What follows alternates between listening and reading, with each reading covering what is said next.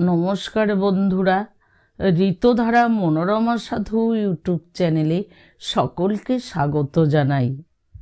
আজ একটি নতুন গল্প আপনাদের শোনাতে চলেছি। আজকের গল্পের নাম কম্পিটিশন।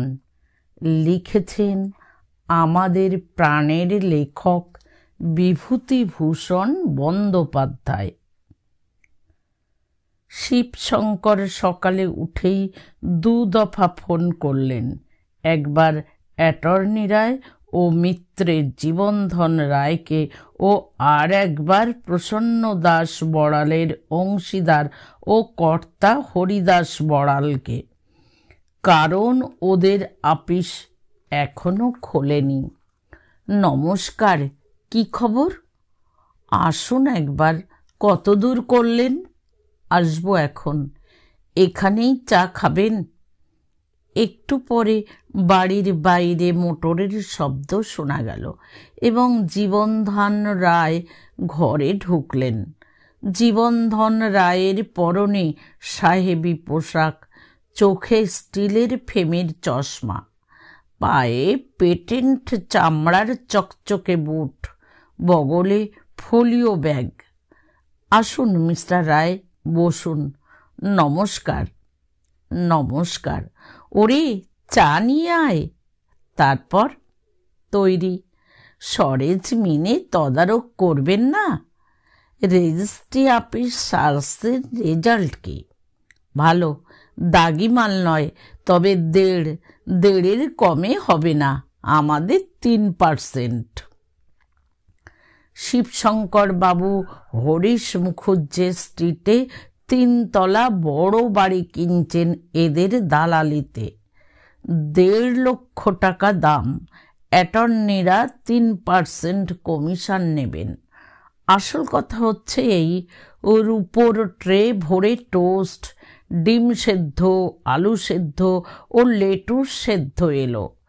তার সঙ্গে চায়ের লিকার, দুধ, চিনি আলাদা।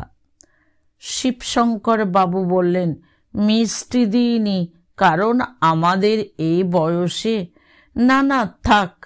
তারপর আমার গাড়ি রেডি, চলুন একবার সরেজমিনে জিনিসটা দেখুন। বেডরুম কতগুলো? 19টা রুম, সব শুদ্ধ, ওপরে নিচে 6টা বাথরুম, এ বাদে বাইরে 3টে আলাদা পায়খানা। খুব ভালো বাড়ি। কুন্ডু কোম্পানিকে রাজি করাতে বেগ পেতে হয়েছে খুব। বুড়ো একেবারে বেঁকে বসেছিল শেষকালে। এখন যেতে পারবো না, মাপ করুন। এখন বেলা 10টা পর্যন্ত মরবার ফুরসত নেই। এখুনি আবার লোক আসবে। আচ্ছা, উঠি তাহলে। ওবেলা অফিসে ফোন করবেন এখন, ওখান থেকে যাওয়া যাবে। একটু পরে হরিদাস বড়ালকে আবার ফোন করা হলো। নমস্কার, কি খবর? হ্যাঁ, একবার করেছিলাম। হ্যাঁ, এই আধ ঘন্টা আগে। হ্যাঁ, সোনাটার কি হলো? বারের দাম কত বললেন? 3 আনা। আমার চাই কিছু। হ্যাঁ হ্যাঁ হ্যাঁ। আচ্ছা, আজ? হ্যাঁ। আচ্ছা, আপিসে? আচ্ছা। সাধারণ লোকে এ কথাবার্তা থেকে বিশেষ কিছু বুঝবে না, কিন্তু প্রায় 50,000 টাকার ওপর বড়াল বার নামক বিখ্যাত সুবর্ণের বাট কিনবার পাকাপাকি ব্যবস্থা হয়ে গেল। ক্রয় বিক্রয়ের পালা শেষ হতেই শিবশঙ্করের আপিস ম্যানেজার ও তদারককার মিস্টার ঘোষাল ঢুকে শিবশঙ্করকে খানিকটা মাথা নিচু হয়ে নমস্কার জানিয়ে একটা চেয়ারে বসলেন।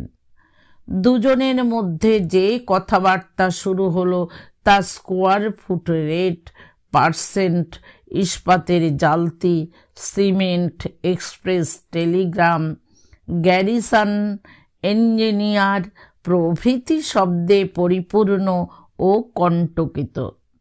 আজই মিস্টার ঘোষালকে আপিসের কাজে তেজপুর যেতে হচ্ছে। ফোনে এখনই আসাম মেলে বার্থ রিজার্ভ সম্বন্ধে শিয়ালদা স্টেশনের কর্মচারীর সঙ্গে আলাপ হলো। অন্য অন্য কথার পরে বেলা 9টার সময় মিস্টার ঘোষাল বললেন, তাহলে আমি উঠি? কত টাকার দরকার? 17,000 তো ওদের পেমেন্ট করতে হবে, আর পুজোর ব্যবস্থা, তাও 3,000 নেবে সুপারিনটেন্ডেন্ট। 1,000 খানেক দিতে হবে উপদেবতাদের। মিসেস বর্মনকে একটা প্রেজেন্ট দিতে হবে ভালো দেখে। কি দেওয়া যায় স্যার, আপনিই বলুন। একটা জড়োয়ার কিছু দাও গিয়ে, 1,000 খানেকের মধ্যে 20,000-এর একটা চেক নিয়ে যাও। আগে স্যার, ব্যাংকে টাকা ভাঙানোর আমার সুবিধে হবে না। একটাই আসাম মেল, তার আগে আমার অনেক কাজ। একবার অফিসে যেতে হবে, ড্রয়ারের মধ্যে কাগজপত্র রয়েছে, নিয়ে যেতে হবে। গহনাই বা কিনবো কখন? আচ্ছা, গহনার জন্যে আমি সুরেশকে পাঠিয়ে দিচ্ছি বদ্রীদাসের বাড়ি, যদি কিছু ভালো থাকে দেখে আসুক। সে জন্যে তোমায় ভাবতে হবে না, তুমি এখান থেকে বাড়ি যাও, নিয়ে খেয়ে গাড়ি নিয়ে ব্যাংকে গিয়ে আগে চেক ভাঙাও, ওখান থেকে স্টেশনে চলে যাও। গহনা যদি পাই সুরেশকে দিয়ে ট্রেনে পাঠাবো।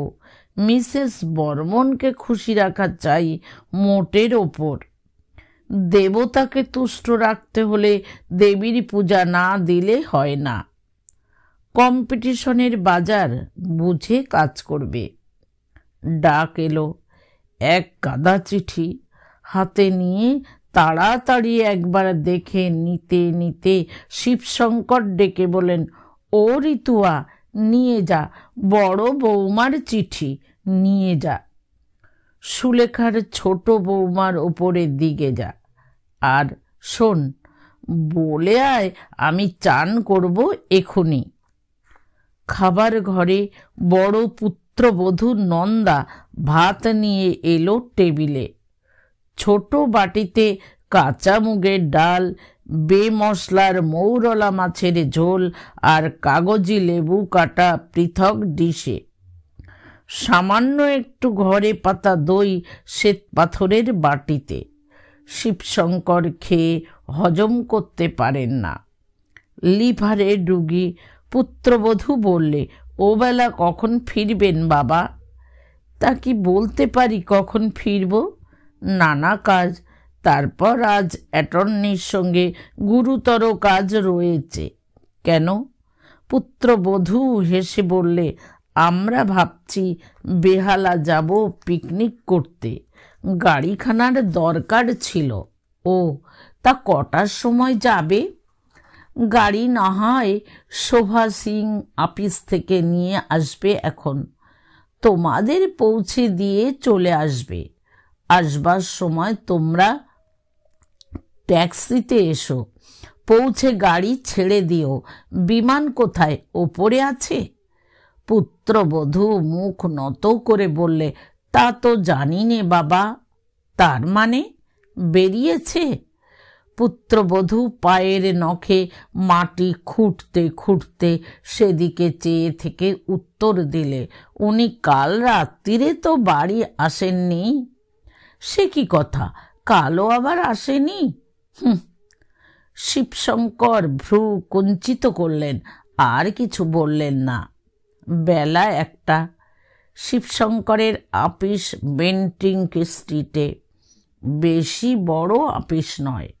জন 8-9 কেরানি বিবিধ খাতা নিয়ে ব্যস্ত।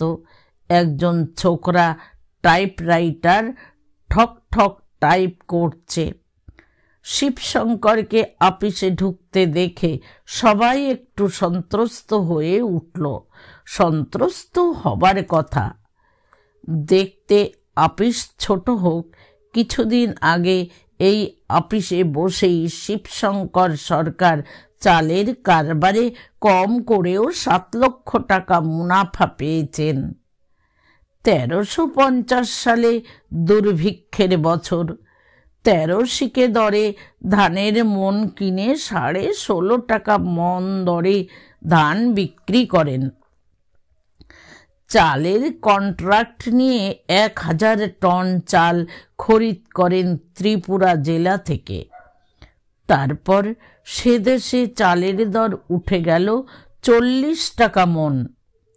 ভালো কাজ করেননি তা নয়, দেশের বাড়িতে প্রায় 2000 লোককে ফেনো ভাতের খিচুড়ি খাইয়েছেন। কাপড় বিতরণ করেছেন কত লোককে। সম্প্রতি 2টি মিলিটারি কন্ট্রাক্টের কাজে শিবশঙ্কর অনেক টাকা রোজগার করেছেন। দুহাতে ঘুষ বিলিয়েও 6 লক্ষ টাকা ঘরে এনেছেন। এ বাদে খুচরো কারবার তার অনেক রকম আছে। এই ছোট আপিসটাতে বসে সারা বাজারের গুপ্ত খবর রাখছেন। টেলিফোনের বিরাম বিশ্রাম নেই 1 মিনিট। বাজারে তার বহু চর সর্বদা ঘোরাঘুরি করছে। শেয়ার মার্কেট থেকে সর্ষে পর্যন্ত কোনো বাজারে গুপ্ত খবর ওদের জানতে বাকি নেই। মোটের উপর শিবশঙ্করের দিন যাচ্ছে ভালো। ধুলো মুঠো ধরলে সোনা মুঠো হচ্ছে। আর কি অসম্ভব খাটিয়ে লোক শিবশঙ্কর। চরকির মতো ঘুরছেন এখানে ওখানে, এ আপিস ও আপিস। কত লোকের সঙ্গে টেলিফোনে আলাপ করছেন। কত লোক তার বাড়ি গিয়ে তার সঙ্গে দেখা করছে। যে লোক এমনি নরম হয় না, তার স্ত্রীকে সন্তুষ্ট করে অগ্রসর হতে হচ্ছে। ছুঁচ যেখানে গলে না সেখানে হাতি গলিয়ে দিচ্ছেন শিবশঙ্কর। পয়সা কি অমনি হয়? শিবশঙ্করের অভিজ্ঞতা এই যে, অর্থ উপার্জনের ক্ষেত্রে দয়া, মায়া, চক্ষু লজ্জা ইত্যাদি দুর্বলতা। যে বিচক্ষণ কারবারি সে এসব মানবে না। কম্পিটিশনের বাজার, চক্ষু লজ্জা এখানে খাটে না। আর একটা অভিজ্ঞতা, অবশ্যই বড় মূল্যবান অভিজ্ঞতা, যে ঘুষ অসাধ্য সাধন করতে পারে। শিবশঙ্কর বাবু বলেই থাকেন, ওহে এমন লোক দেখলাম না যে পুজো পেলে খেতে চায় না। তবে বেশি আর কম, কেউ চায় ষোড়শ পচারে পুজো, কারো বা চাল কলা, কারো চিনির নৈবেদ্যি। ঢের ঢের দেখলাম হে, যেখানে ভেবেছি এর কাছে কেমন করে যাব, এত বড় পদস্থ লোক, পুজো দাও, ব্যাস সব ঠিক, সবাই সমান। তবে ওই যে বললাম, বেশি আর কম, চুরি করার সুবিধে জোটেনি যার, সেই সাধু।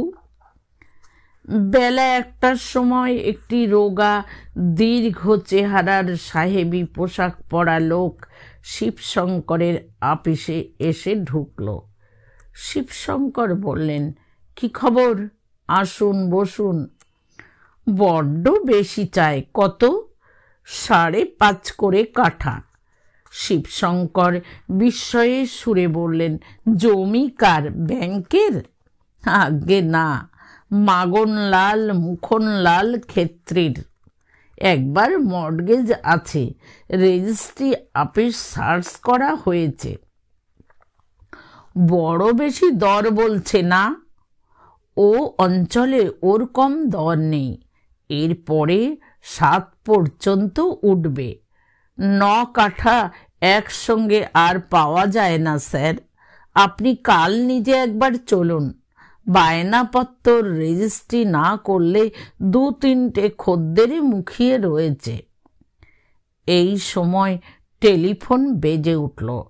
অল্প খানিকক্ষণ কথা বলে শিবশঙ্কর ফোন রেখে সামনের লোকটিকে বললেন, অ্যাটর্নির অফিস থেকে বলছে হরিশ মুখুজ্জের স্ট্রিটের বাড়িটা এখনই দেখতে যেতে হবে। চলুন না, বাড়িটা দেখে আসবেন।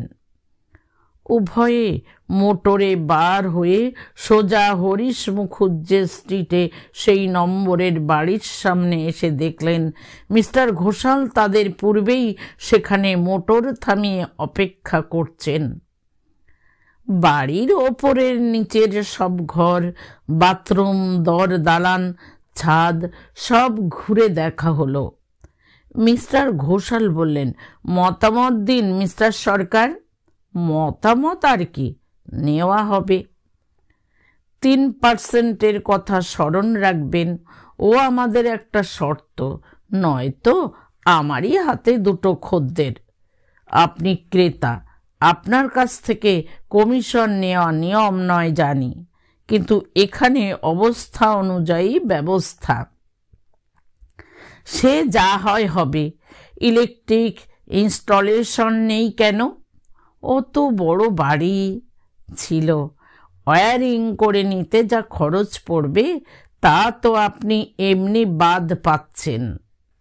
ওই বাড়ি কি 2-এর কমে হয়? 4,70,000 75,000 তো উইদাউট এনি ডাউট। আপনি বলুন, এখুনি এক মারোয়ারি খদ্দের। না না, সে কথা বলিনি, আপনি নিশ্চিন্ত থাকুন। শিবশঙ্কর একাই আপিসে ফিরলেন। তখন বেলা 2:45। আপিসের চাকর কারুয়া বললে, হুজুর, টেলিফোন 2বার বাজিয়েছে, আমি নম্বর নিয়ে রাখিয়েছে। কই নম্বর?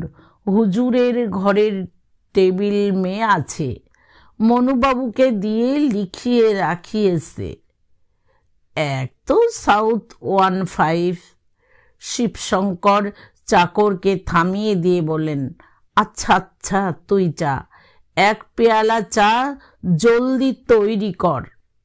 আর কুছ বাবু, আজ বাড়ি থেকে টিফিন আনেনি কেউ? ফল টল? না হুজুর, সরা পচা 2 আপেল টেবিল মে ছিল, ও আমি ফেঁকিয়ে দিয়েছে। ও কালওয়ালা। বেশ করেছিস, যা চা নিয়ে আয়। কারুয়া অনেক দিনের চাকর, আগে শিবশঙ্করের বাড়িতে ছিল, এখন কাজকর্মের সুবিধের জন্যে ওকে আপিসে নিজের খাস কামরার চাকর রেখেছেন শিবশঙ্কর। শিবশঙ্কর কি খান না খান, কি তার অভ্যেস, কারুয়া এসব জানে। কারুয়ার আনিত চায়ের পেয়ালাতে চুমুক দিয়ে শিবশঙ্কর বাবু ভাবছিলেন আরও কিছু জমির সন্ধান নিতে হবে। জমি বড় দরকার। এই সব অঞ্চলে বড় বড় প্লটের সন্ধানে আছেন। শিবশঙ্কর কাগজে কলমে ছোট্ট একটু হিসেব করে নিলেন। 1,02,000 টাকার জমি কিনে রাখতে হবে। টালিগঞ্জের দিকে কিছু জমি এখনো আছে, ব্যাংকের জমি কিছু আছে লেকার ঢাকুরে যাদবপুর অঞ্চলে। টাকা হলে মাটি করো, মস্ত বড় কথা। অত বড় ইনভেস্টমেন্ট নেই টাকার। দালালেরা নানা রকম সন্ধান নিয়ে আসে। তার টেবিলের ড্রয়ারে আছে জমি জমা সংক্রান্ত নানা রকম খবর, দালালদের দেওয়া। শিবশঙ্কর বাবু ড্রয়ার খুলে অন্যমনস্কভাবে সেগুলোর ওপর চোখ বুলিয়ে যেতে লাগলেন। মেদিনীপুর জেলায় শালের জঙ্গল 120 বিঘে এক প্লটে, ধানের জমি ওই সাথে এক প্লটে 70 বিঘে, মাঝখানে বড় পুকুর। বর্ধমান জেলায় ধানের জমি 90 বিঘে, বনপাস স্টেশনের কাছে।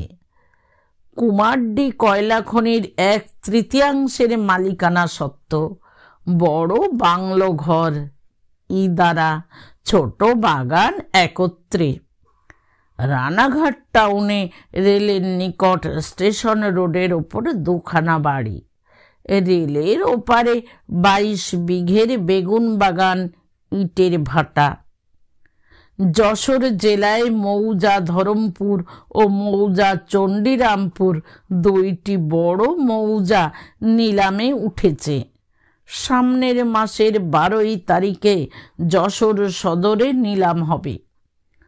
লোক পাঠিয়ে শিবশঙ্কর জেনেছেন মৌজার আদায় ভালো।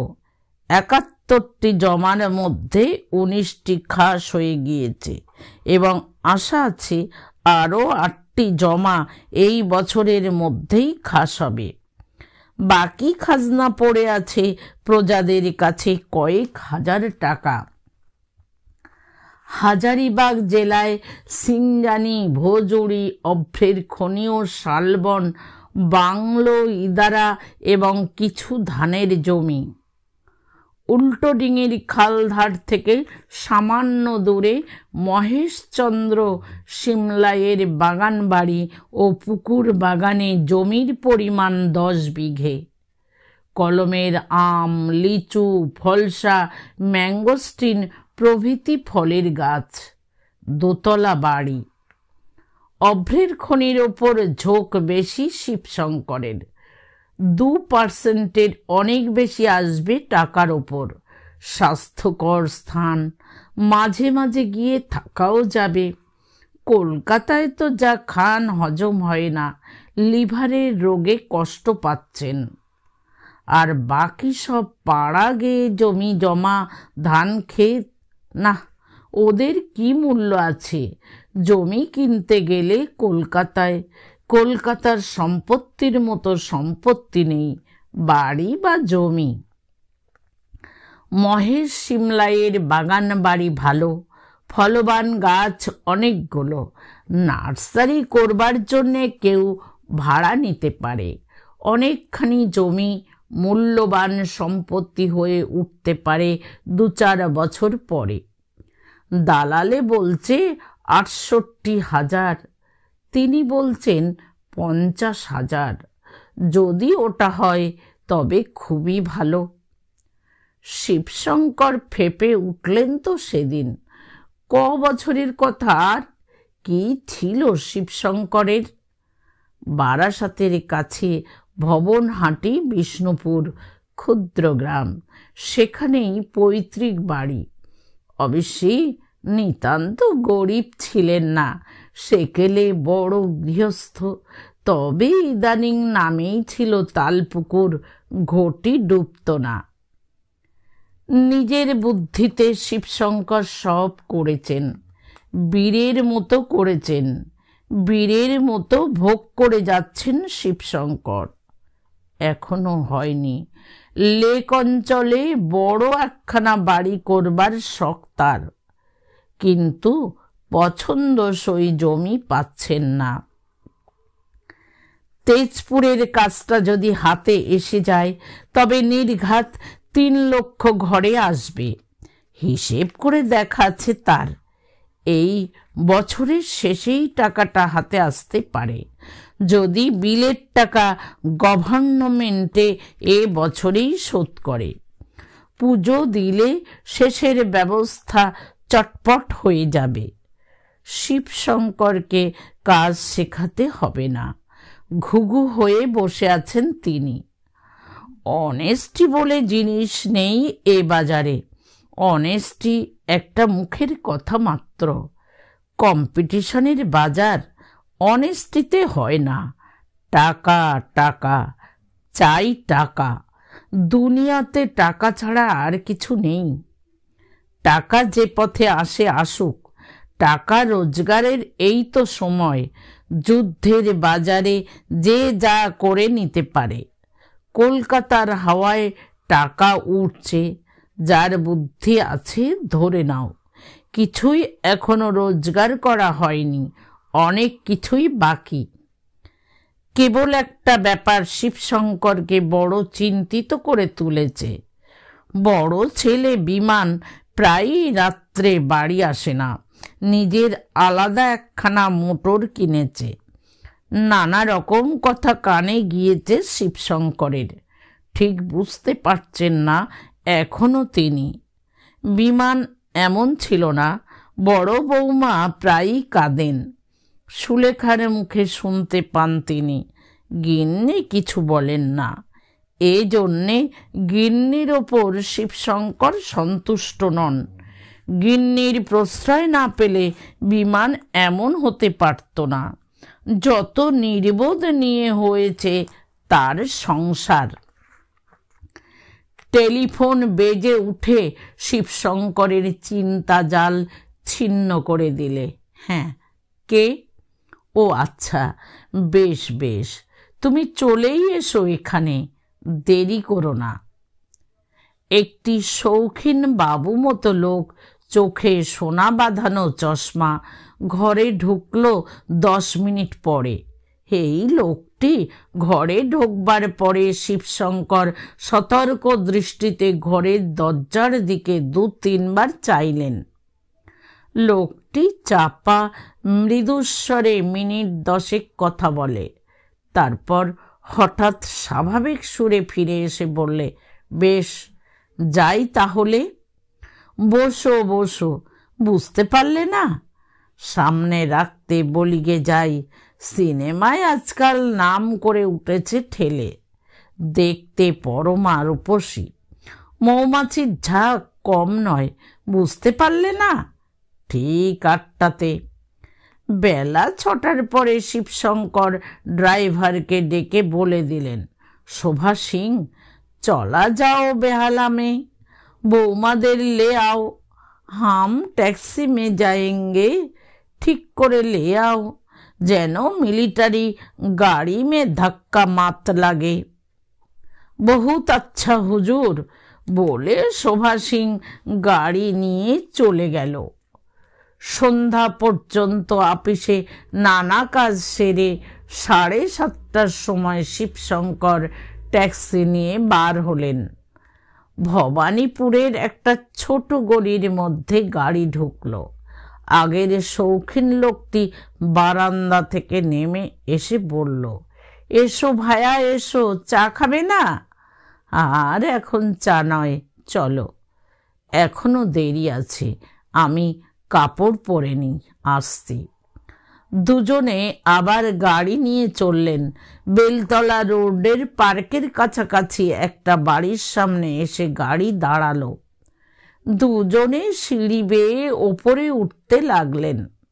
লোকটি বলে, আমি ফোন করেছিলুম, 8টার সময় সব সরিয়ে দিও। খুব সুন্দরী, আর বয়স 19-এর বেশি নয়।